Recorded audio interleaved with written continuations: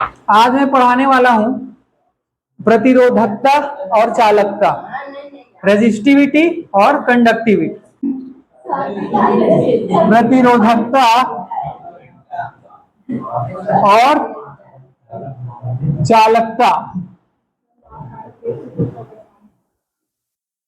प्रतिरोधकता को क्या बोलते हैं? रेजिस्टिविटी। और चालकता को कंडक्टिविटी। ठीक है, समझने की कोशिश करेंगे प्रतिरोध के बारे में डिटेल में। कल हम लोग देखे कि प्रतिरोध होता क्या है, बेसिक उसका देखे। आर से दर्शाते हैं, ओम से नापते हैं, मात्रक है वो। लेकिन डिटेल में पढ़ेंगे कि वो कैसे काम करता है। अच्छा, आप लोग अपने घरों में अलग अलग प्रकार के तार देखे होंगे, देखे हो नहीं? कोई मोटा है, कोई पतला है, कोई बहुत लंबा तार है, कोई छोटा तार। अब बताओ प्रतिरोध पर क्या प्रभाव पड़ता होगा लंबाई या मोटाई बढ़ने से तार का? लंबाई बढ़ेगा तार का तो प्रतिरोध कम होगा कि ज्यादा होगा? कम होगा। अच्छा, और उसका मोटाई बढ़ेगा तार का तो प्रतिरोध कम होगा कि ज्यादा? कम। दोनों कम होगा या कोई प्रभाव नहीं पड़ेगा? ऐसा भी हो सकता है। तो क्या होगा बताओ? कोई प्रभाव। जेल बोलो तेल में राजी हैं सर, हवन वन का दिमाग नहीं है, जेल की में तेल लगा लो।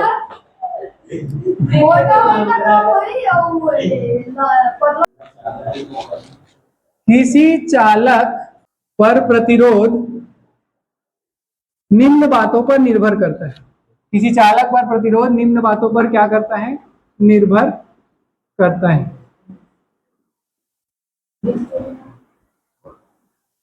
निर्भर करता है। इंग्लिश वाले क्या लिखेंगे? द रेजिस्टेंस इन, लिखो the resistance in a conductor, the resistance in a conductor depends, निर्भर करता है किस पर? इन फॉलोइंग, निम्नलिखित बातों पर। पहला क्या है? तार की लंबाई पर। किस पर?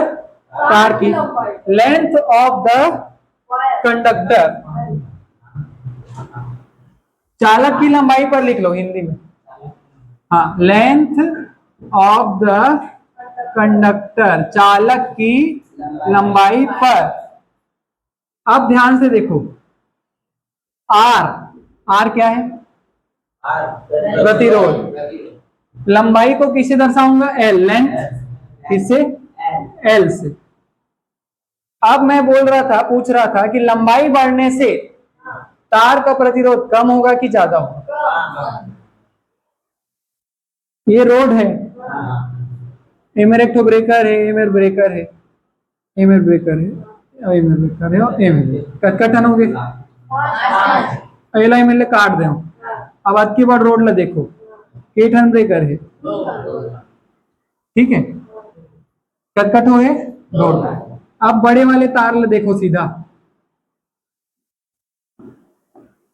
केठो ब्रेकर आगे, मतलब रोड बड़े रही तो ब्रेकर की संख्या भी बढ़ी ना भाई, और रोड छोटे रही था ब्रेकर की संख्या। इसी प्रकार क्या होगा? तार लंबा रहेगा तो ज्यादा दूर ट्रेवल करना पड़ेगा, ज्यादा दूर तक यात्रा करना पड़ेगा। किसको कौन ट्रेवल करता है? चार्ज। चार्ज मतलब आवेश। आवेश को दूर तक क्या करना पड़ेगा? ट्रेवल। तो उसका रेजिस्टेंस आर ज्यादा होगा। क्या होगा? मतलब समानुपाती होगा लंबाई के। मतलब लंबाई बढ़ने पर प्रतिरोध भी बढ़ेगा। इसी को तो क्या बोलते हैं? प्रोपोर्शनली, प्रोपोर्शनल बोलते नहीं, समानुपाती। तो तार की समानुपाती होता है कौन? प्रतिरोध। प्रतिरोध जो है तालक बोलो है, चालक की लंबाई के, चालक की लंबाई के समानुपाती। दूसरा संबंध तार की मोटाई के, यानी कि चालक की मोटाई के क्या होता है? देखेंगे क्या होता है। क्रॉस सेक्शन है। अच्छा, मोटाई को क्या बोलते हैं विज्ञान की भाषा? अनुप्रस्थ काट का क्षेत्रफल, क्रॉस सेक्शन एरिया। अनुप्रस्थ काट का क्षेत्र। हाँ लिखो लिखो लिखो। वैसे बुक में दिया है ना, देख खोल के बैठो ना उसको, बुक को, पेज नंबर 84 में होगा। हाँ दूसरा लाइन लिखो। इंग्लिश वाले क्या लिखेंगे? Cross section area of the conductor. इस पर भी निर्भर करता है। अब लेकिन कैसे निर्भर करता है? तार की मोटाई बढ़ाने पर चालक का रेजिस्टेंस कम होगा कि बढ़ेगा? चालक की, कंडक्टर की, यानी कि तार की मोटाई बढ़ाने पर रेजिस्टेंस कम होगा कि ज्यादा होगा? प्रतिरोध कम होगा कि ज्यादा होगा? मोटाई बढ़ाएंगे। क्यों? ज्यादा? ठीक बोल रहे हैं, ज्यादा जगह है उसमें। मोटा अच्छा चौड़ा रास्ता है, उसमें दिक्कत होता है क्या तुमको पास होने में, गाड़ी चलाने में? और एकदम पतला गली से निकलना रहता है, ऐसे ऐसे जातो नहीं एकदम बहुत ठोका धन जाए, गिर धन जाए, स्क्रैच मत आ जाए गाड़ी में। तो तार अगर पतला रहेगा तो प्रतिरोध ज्यादा, और तार अगर मोटा है तो प्रतिरोध कम है। ये एक तार है, ठीक है। इसमें प्रतिरोध और इसमें प्रतिरोध बताओ।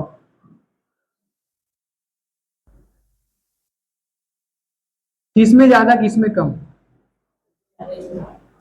ऊपर वाले नीचे वाले? ऊपर वाले में, नीचे वाले में ज्यादा। अब ये मिल बढ़िया ना आखी मन आराम से निकल जी। ये मेरे मड़ई मेलम होता है नहीं, मड़ई मेला हम पेलो पेलो नहीं हो जाते, निकलो निकलो घुचो घुचो वाले। तो देखो जितना मोटाई रहेगा तार का उतना ही आसान होगा चार्ज को वहां से गुजरने में, पास करने में। कहां से? इसको क्रॉस सेक्शन एरिया बोलते हैं, अनुप्रस्थ काट का क्षेत्र। और सामान्य भाषा में मोटाई। मोटाई बढ़ेगा तो आराम से पास हो सकता है, इसलिए प्रतिरोध कम होगा, और मोटाई कम होगा तो प्रतिरोध ज्यादा होगा। मोटाई को किसी दर्शाऊंगा? क्रॉस सेक्शन एरिया है ना, एरिया, एरिया को ए से, और प्रतिरोध को तो आर से दर्शाते हैं। अब बताओ ए को ऊपर लिखूंगा कि नीचे? ए लिखूंगा कि 1/a लिखूंगा? क्यों? काहे? किस लिए? वाई का बत अभिच्छेद बताए होगा। दो प्रकार के संबंध होते हैं, एक होता है समानुपाती, एक व्युत्क्रमानुपाती। मोटाई के साथ कैसा संबंध है? इनवर्सली प्रोपोर्शनल है कि प्रोपोर्शनल? इनवर्सली प्रोपोर्शनल, क्योंकि एक मोटाई बढ़ रहा है तो प्रतिरोध कम हो रहा है, मोटाई कम हो रहा है तो प्रतिरोध बढ़ रहा है। उल्टा हो रहा है नहीं? उल्टा संबंध को क्या बोलते हैं? व्युत्क्रमानुपात। क्या बोलते हैं? व्युत्क्रमानुपात। इसलिए ए को कहां लिखा? नीचे, 1/, उल्टा है संबंध। प्रतिरोध सॉरी मोटाई बढ़ेगा, थिकनेस बढ़ेगा तो रेजिस्टेंस कम होगा, और थिकनेस कम होगा तो रेजिस्टेंस बढ़ जाए, उल्टा है संबंध। समझ गए? थर्ड, तापमान पर, टेम्परेचर है। हाँ उससे पहले और है, property and nature of the conductor material. चालक के गुण पर, प्रकृति और गुण पर, चालक की प्रकृति तथा गुण। प्रॉपर्टी, प्रॉपर्टी मतलब गुण, एंड नेचर, नेचर मतलब प्रकृति पर, ऑफ द कंडक्टर मटेरियल, चालक पदार्थ के प्रकृति और गुण पर। कंडक्टर मटेरियल, ठीक है क्या? आखिरी मतलब प्रकृति पर भी निर्भर करता है चालक का। लकड़ी में अच्छे से फ्लो होता है क्या? और तांबे में?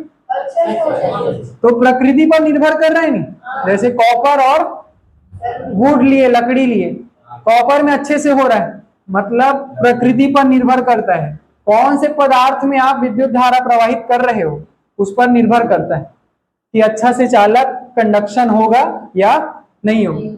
प्रतिरोध किस में ज्यादा है, लकड़ी में कि तांबे में? लकड़ी में प्रतिरोध ज्यादा है ना, ब्रेकर ज्यादा है, तभी तो अच्छे से प्रवाहित नहीं होता है। और तांबे में आसानी से हो जाता है, मतलब रेजिस्टेंस कम है। तो समझ गए ना।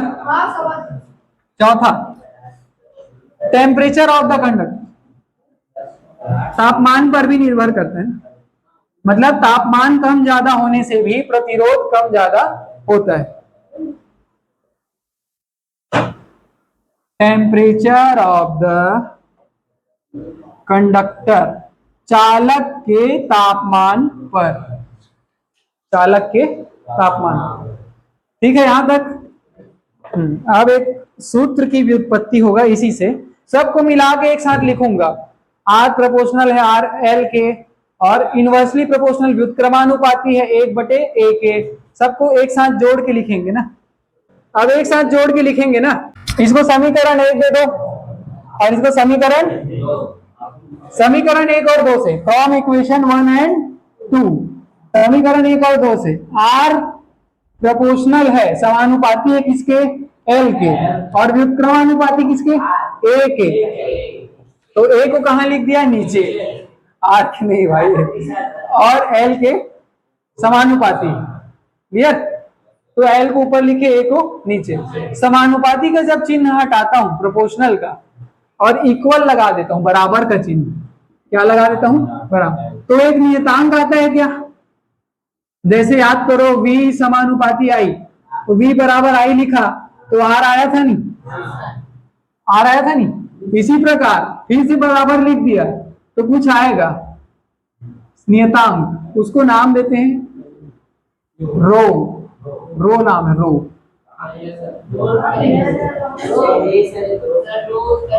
रो रो रो रो बोलते हैं उसको, एक चिन्ह है। रो क्या होता है, प्रतिरोधकता, यही प्रतिरोधकता है, रेजिस्टिविटी है। क्या है, रेजिस्टिविटी। एक देख लेता, हाँ, विच इज कॉल्ड रेजिस्टिविटी कहा था, मतलब प्रतिरोधकता ही है वो। हियर रो, रो मतलब RHO ऐसे पढ़ेंगे ना, रो। और तुम लोग हिंदी में तो सेम, हिंदी इंग्लिश दोनों में सेम रो पढ़ेंगे उसको। यहां रो क्या है, एक नियतांक है, लिखोगे यहां रो एक नियतांक है जिसे चालक का प्रतिरोधकता कहते हैं। लिखो, यहां रो एक नियतांक है जिसे चालक तार की प्रतिरोधकता कहते हैं। पुस्तक में दिया है वैसे, पेज नंबर 87 अंग्रेजी वालों के में, और हिंदी वालों के में 86 कुछ होगा, देखना। रहा थोकी, पेज नंबर 84 में, 84 में मिला, उसमें लिखा है ना, सेम लिखा है, पेज नंबर 84 मिला। रो, यहाँ रो अनुपातिक स्थिरांक है जिसे चालक की प्रतिरोधकता कहते हैं, लिखा है नहीं, उसको लिखो ना एक लाइन, मिला। Here rho is a relational constant, relational constant, जिसको क्या बोलते हैं, रेजिस्टिविटी है ना, प्रतिरोधकता, विच इज कॉल्ड, जिसको हम प्रतिरोधकता कहते हैं, which is called resistivity, resistivity of the conductor, चालक की प्रतिरोधकता कहते हैं, ऑफ द कंडक्टर। समझ गए होगा दाऊ, कि मारे पीटे लगी तब समझ में नहीं आया, बता।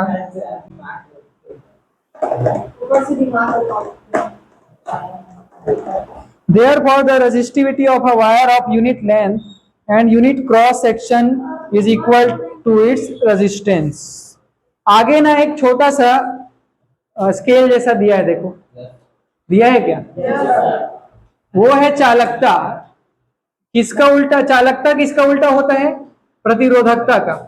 प्रतिरोधकता और चालकता एक दूसरे के विपरीत होते हैं, कंडक्टिविटी रेजिस्टिविटी एक दूसरे के अपोजिट होते हैं, ठीक है।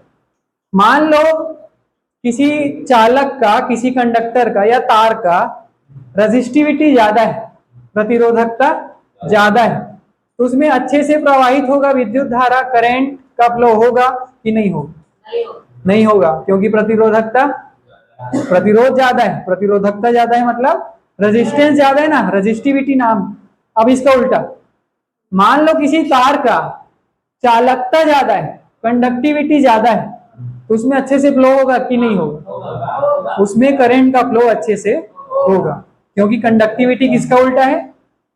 रेजिस्टिविटी का उल्टा है, प्रतिरोधकता का उल्टा है। तो इसमें जो साइड में दिया है नहीं, 10 की घात -24, 10 की घात -20, 10 की घात -16, वो सब क्या है?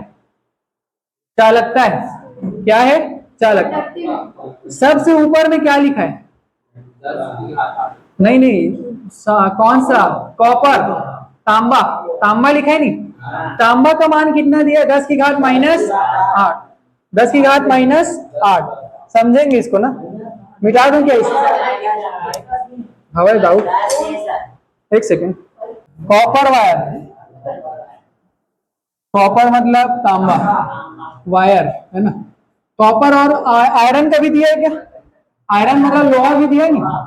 कॉपर और आयरन का चालकता कितना होता है? 10 की घात 8 मतलब 8 बार 0, 8 बार 0 आएगा मतलब करोड़ों में आएगा नहीं, तो बहुत ज्यादा है चालकता, इसलिए करंट का फ्लो आसानी से हो जाएगा। उसके बाद क्या दिया है? जर्मेनियम और सिलिकॉन, जर्मेनियम और सिलिकॉन, इनका कितना है?